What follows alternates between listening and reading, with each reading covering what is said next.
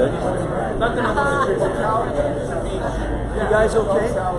Can you hear okay, guys? You're all right? You picking up sound? Yep, you're right. Background okay? A little rowdy, but they're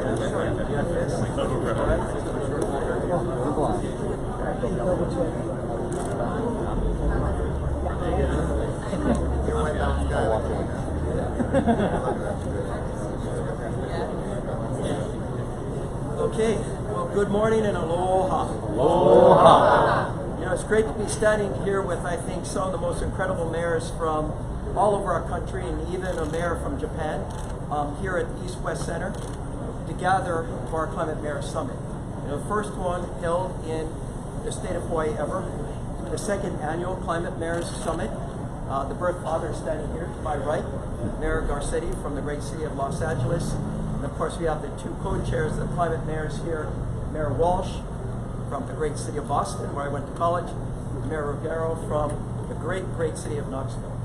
So we want to thank the mayors, all of you who are here today, and particularly our two mayors from our sister counties. Mayor Kawakami from Hawaii, just recently elected. Mayor Victorino, recently elected from the county of Maui.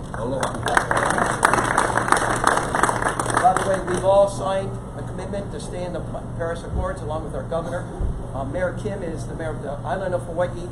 He's not here, but talk about diversity. We got Japanese American, Portuguese American. He doesn't say where. He doesn't say he's Hawaii like me. He's Portuguese American. And then Mayor Kim is Korean American. They were a place of great diversity. One other thing, Mayor Victorino's son is Shane Victorino. Played for the Red Sox when they won the series. Mayor Walsh is excited about that. We're just proud to be here. We're talking about our climate crisis, and I call it a crisis. It's not climate warming, it's a crisis. And I've heard Mayor Garcetti call it an emergency. And I think every mayor who stands here with us today realizes it's the issue of our time. We need to take action today, immediately, every day, to solve those problems so 20, 30, 40, 50 years from now, we are not spending trillions of dollars to address a problem we could have addressed early on. And today is about addressing those problems. And you know, I'm proud that the city and county of Honolulu is a test tube for addressing issues regarding climate change and resiliency. And I think of resiliency as where the environment and the economy meet. And we're going to be talking about the resiliency in a few minutes with Mayor Garcetti. Just want to emphasize that, you know, we are an island in an island chain smack dab in the middle of the Pacific, as far away from any other major landmass anywhere in the world. And we buy tons of oil. We send our capital out to other places around the world for this oil. And we want to keep our money here, and we want to keep our environment resilient, and we want to do our part to a world that is warming way too fast. And that means making a pledge, which we took on the Hopalea, this double hull sailing canoe, all the mayors and the governor, to commit to converting our public fleets and our private fleets by 2035 for public and 2045 for our private vehicles. How do we do this? Financing, working together to address these different issues. And so we're here today. We're here today to announce an effort to do exactly that. And I'm going to be asking Mayor Eric Garcetti, the mayor of the great city of Los Angeles, who is the birth father of climate mayors. And when he started, it was just a few mayors back in 2014. And now there's over 420 mayors from around this country, because we recognize through working together, collaboratives like what's going to be announced, we're going to make a difference. So Mayor Eric Garcetti, mayor of the great city of Los Angeles.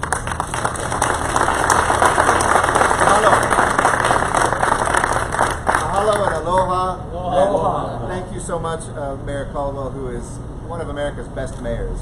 Certainly one of the very most popular mayors, too, among his peers. And is doing an amazing job hosting us. And to him and his team, because we know not one person does it, but it's our teams. Let's give them another round of applause and thank them for the great work that's here.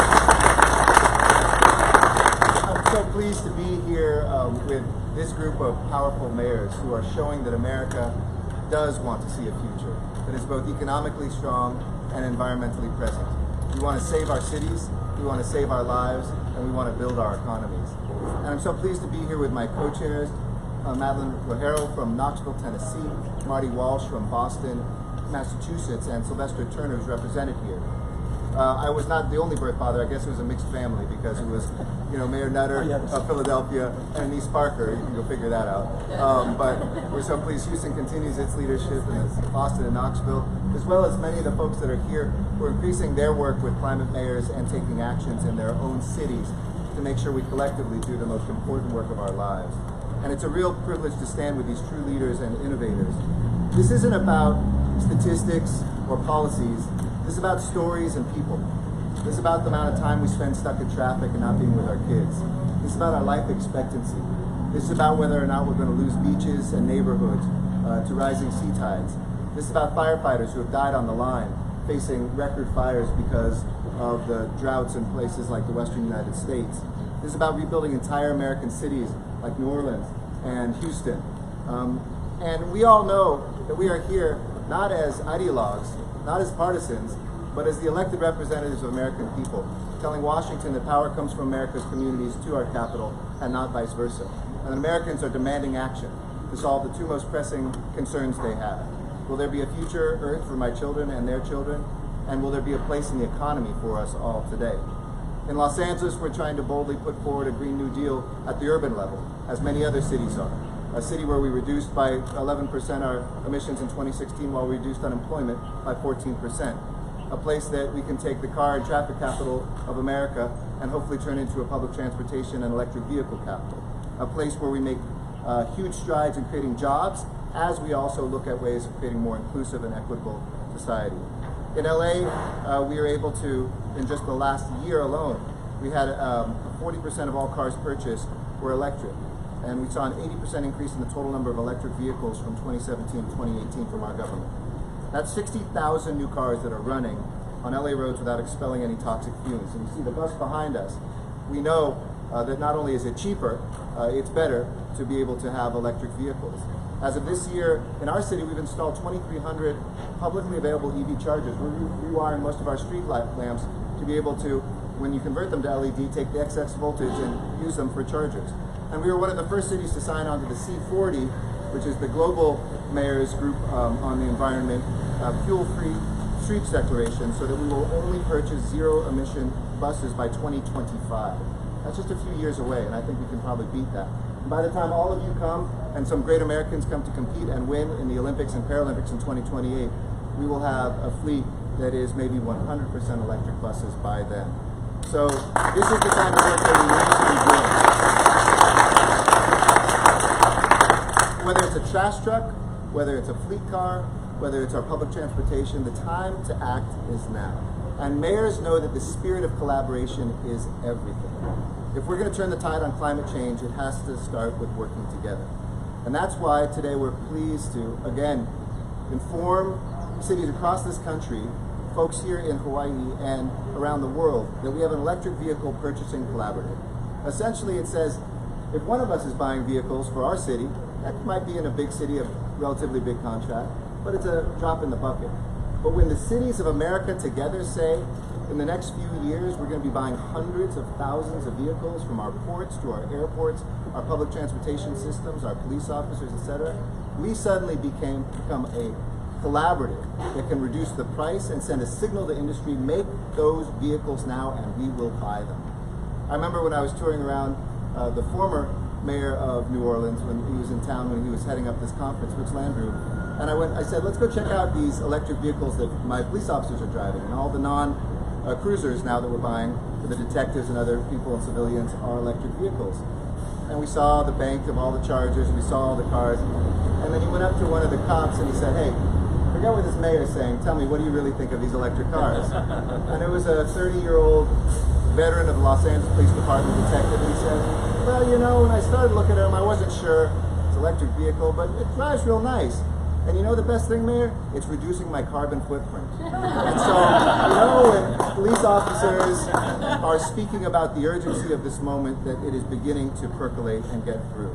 We want to make it clear to every automaker, every vehicle manufacturer, if you build electric cars, America's cities will buy them and put them on our roads. So we are making it easy for any city, anywhere, to cut pollution, save money on fuel, and preserve the planet at the same time. Initially, it was 30 cities and 2 counties that came together to put that signal out to the market. Those 30 cities represent 114,000 vehicles across their fleets and $10 billion we use to purchase those vehicles. Today, we have 127 cities, 9 counties, and 2 port authorities that have joined this movement. Together, we're going to save more than 1 million gallons of gas every year. That's the power of climate mayors. But we want to take things a step further, and that's why we're growing this project and building our kids into the equation. By the end of the year, we are proud to announce we're going to expand this collaborative, to include electric school buses. It's often kids who are in diesel buses, breathing those fumes, waiting at the bus stops. 470,000 school buses across America deliver our most precious asset, our children, to their schools every single day. That's 470,000 opportunities to go electric. More than 1 million trips every single day that makes sure that our kids won't be breathing exhaust, it won't put smog into our air. It's an ambitious plan, but we're an ambitious group. And you can call us radical, but we have shown each year whatever we promised to do seems to be weak just a few years later. So we want to keep pushing with more radical, more ambitious ideas, because we know that a decade from now we'll look back and say, thank God somebody moved. So with that, you've heard plenty from me. It's my pleasure. It's my pleasure because he's a friend. It kind of pains me because his teams keep beating my teams in the Super Bowl and the World Series, but he still remains a dear brother, friend, and our great co-chair, our host from last year. Please welcome the Mayor of Boston, Marty Walsh. Thank you very much, Eric. I actually want to thank Mayor Garcetti for his leadership in this issue and the important work that he's doing, not just in Los Angeles, but all across this country, all across this world. And thank you for your leadership.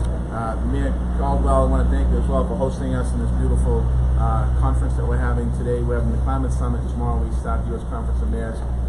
Very great conversations that we have talking about the important issues.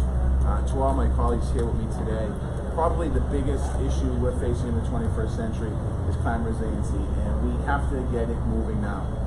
We have 19 years into the new century, and we're behind as a country. But the mayors behind me and many mayors that aren't here with us today are leading the charge and know the importance of this issue and what we're doing. And many of us can talk about the important things going on in our cities, but I want to thank everyone for being here. We're not going to go into a lot of different things, but transportation is the major source of carbon emissions. We're taking the changes, we're making changes in the city of Boston, we're making changes throughout many cities across not just Boston, but Massachusetts, New England, and the rest of the country. In Boston, we're working on bold steps, working on dedicated bus lanes to move our commuters forward. As we eventually get to electric vehicles in our bus lanes, we'll have nice, clean, dedicated bus lanes throughout the city, and we're working on that to enhance that in the city of Boston.